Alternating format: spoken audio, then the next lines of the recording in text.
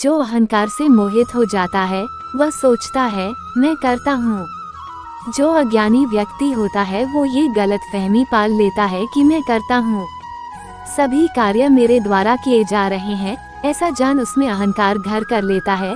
परंतु इस सृष्टि में जो भी हो रहा है वो तो प्रकृति द्वारा किए जा रहे हैं। अज्ञानता के कारण व्यक्ति में जो मैं का अहंकार जन्म ले लेता है तो उसका पतन होना निश्चित है। एक समय की बात है, एक गांव में एक मूर्तिकार रहता था। मूर्तिकला के प्रति अत्यधिक प्रेम के कारण उसने अपना संपूर्ण जीवन मूर्तिकला को समर्पित कर दिया। परिणामतः वह इतना पारंगत हो गया कि उसकी बनाई हर मूर्ति जीवंत प्रतीत होती थी। उसकी बनाई मूर्तियों को देखने वाला उसकी कला की भूरी भूरी प्रशंसा करता था। उसके गांव में ही नहीं बल्कि उसकी कला के चर्चे दूर दूर के नगर और गांव में होने लगे थे। ऐसी स्थिति में जैसा सामान्यता होता है वैसे ही मूर्तिकार के साथ भी हुआ।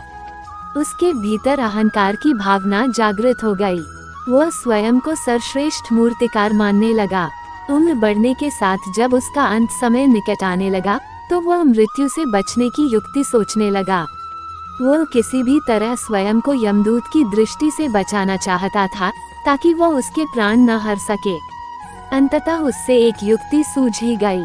उसने अपनी बेमिसाल मूर्तिकला का प्रदर्शन करते हुए 10 मूर्तियों का निर्माण किया। वे सभी मूर्तियां दिखने में हुबहू उसके समान थीं।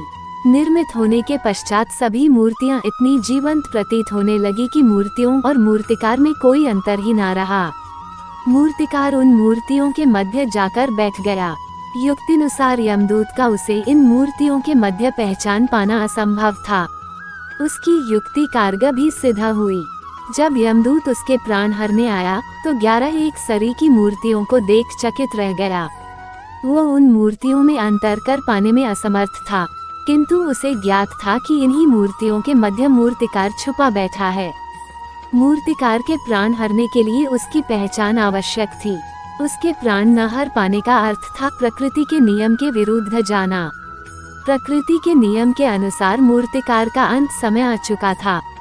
मूर्तिकार की पहचान करने के लिए यमदूत हर मूर्ति को तोड़कर देख सकता था, किंतु वह कला का अपमान नहीं करना चाहता था। इसलिए इस समस्या का उसने एक अलग ही तोड़ निकाला।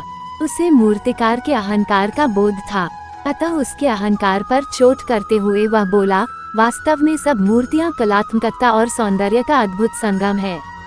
किंतु मूर्तिकार एक त्रुटि कर बैठा।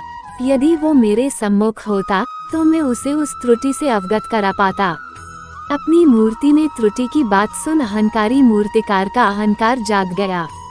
उससे रहा नहीं गया और झट से अपने स्थान से उठ बैठा और यमदूत से बोला, त्रुटि असंभव, मेरी बनाई मूर्तियां सर्वदा त्रुटिहीन होती हैं।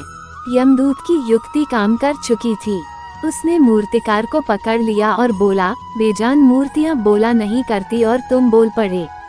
यही तुम्हारी त्रुटि है कि अपने अहंकार पर तुम्हारा कोई बस नहीं। यमदूत मूर्तिकार के प्राण कर यमलोक वापस चला गया। ऐसे ही अच्छी बातें जानने के लिए हमारे साथ बने रहे। राधे राधे।